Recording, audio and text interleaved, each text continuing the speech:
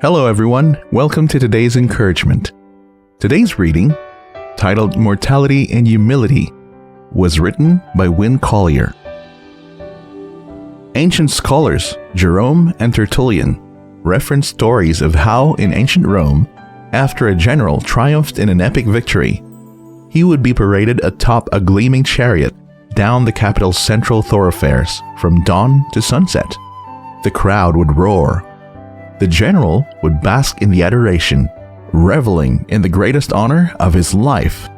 However, legend has it that a servant stood behind the general the entire day, whispering into his ear, Memento mori.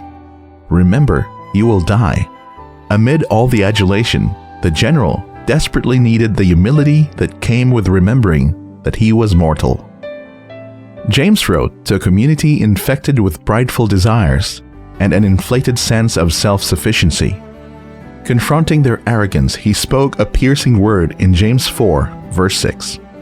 God opposes the proud, but shows favor to the humble. What they needed was to humble themselves before the Lord. And how would they embrace this humility?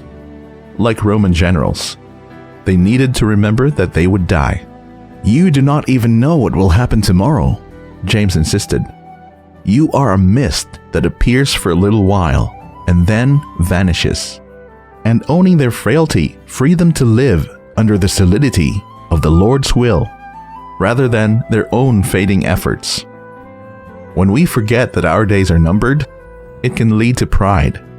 But when we are humbled by our mortality, we see every breath and every moment as grace. Memento mori. Today's devotional scripture reading is found in the book of James, chapter 4, verses 7 to 17. Submit yourselves then to God. Resist the devil, and he will flee from you. Come near to God, and he will come near to you. Wash your hands, you sinners, and purify your hearts. You double-minded, grieve, mourn, and wail. Change your laughter to mourning, and your joy to gloom. Humble yourselves before the Lord, and he will lift you up. Brothers and sisters, do not slander one another.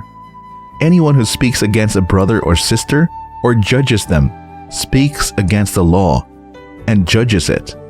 When you judge the law, you are not keeping it, but sitting in judgment on it. There is only one lawgiver and judge, the one who is able to save and destroy. But you? Who are you to judge your neighbor? Now listen, you who say today or tomorrow we will go to this or that city, spend a year there, carry on business and make money. Why? You do not even know what will happen tomorrow. What is your life?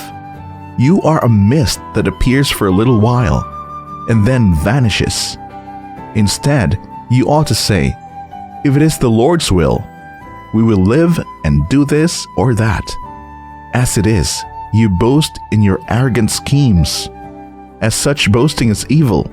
If anyone then knows the good they ought to do and doesn't do it, it is sin for them.